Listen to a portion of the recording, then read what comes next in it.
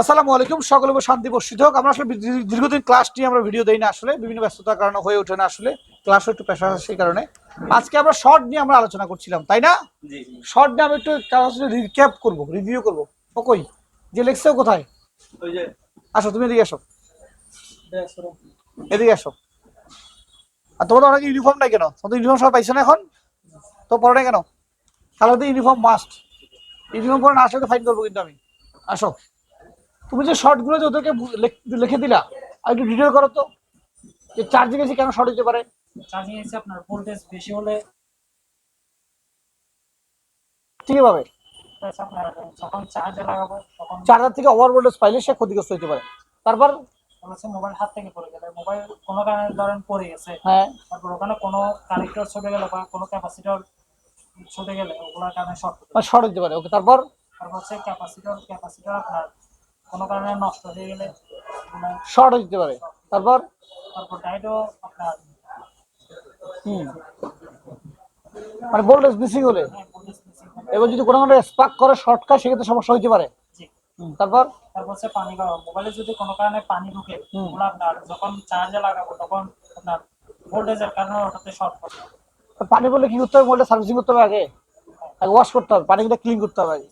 ওকে, বাকিটা ক্লিয়ার নাকি ঝামেলা আছে? আচ্ছা, এরপর হচ্ছে যাও, আমরা হচ্ছে এলডিও। যেহেতু এলডিও থার্ড পার্টি আইসি, এই এলডিও থেকে অনেক সমস্যাগুলো হয়। কারণ এলডিও তো ভিভিএস ভোল্টেজ আছে না? কারণ এলডিও আইসির এক মাথায় ভিভিএস ভোল্টেজ আছে, অন্য মাথায় কি সে আউটপুটে ভোল্টেজ দিচ্ছে, তার মানে ওখানে ভোল্টেজের একটা কি আপডেটার ওখানে আছে। যদি বিপিএস স্পার্ক করে তাহলে বিপিএস ক্ষতি দিতে পারে। ফার্স্ট সেকেন্ড ভোল্টেজ ক্ষতি হবে কখন? যখন বিপিএস শর্ট হবে।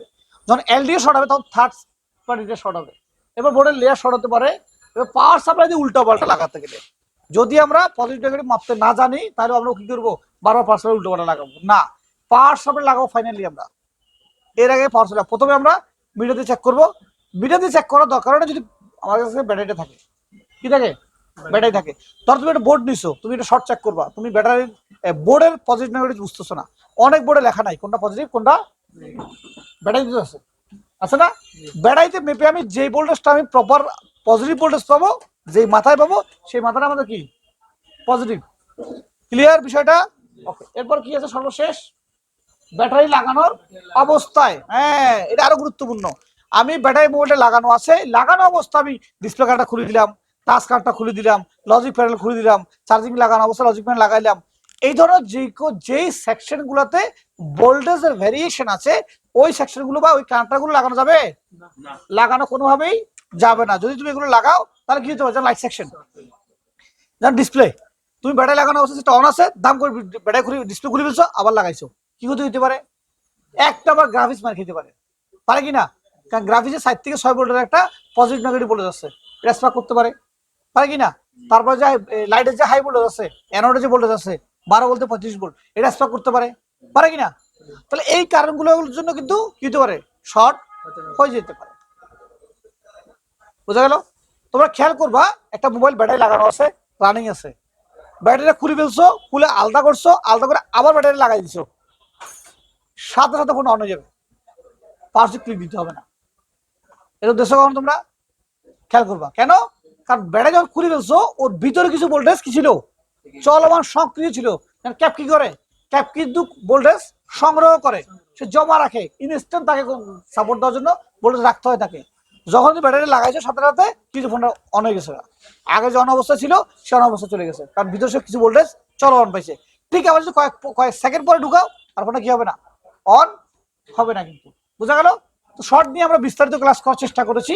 তো এরপর আমরা যাবো শর্টের ডিটেলে। এটা শর্ট বোঝানোর চেষ্টা করেছি।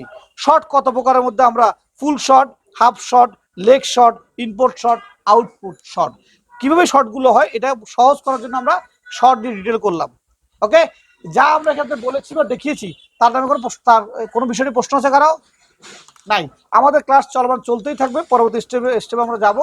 ভিডিওটাকে আমরা লং করবো না, অনেকে হয়তো ভিডিও লং হলে দেখতে চায় না। সবাই ভালো থাকবেন, সুস্থ থাকবেন এবং আমাদের জন্য দোয়া করবেন। আমাদের 28 তারিখে আমাদের বিশ্বাস মোবাইল ট্রেনিং ইনস্টিটিউটের পক্ষ থেকে সার্টিফিকেট বিতরণ এবং আমাদের 1 বছর বর্ষবরণ প্রোগ্রাম হতে যাচ্ছে আমাদের থিয়েটার ইনস্টিটিউটে।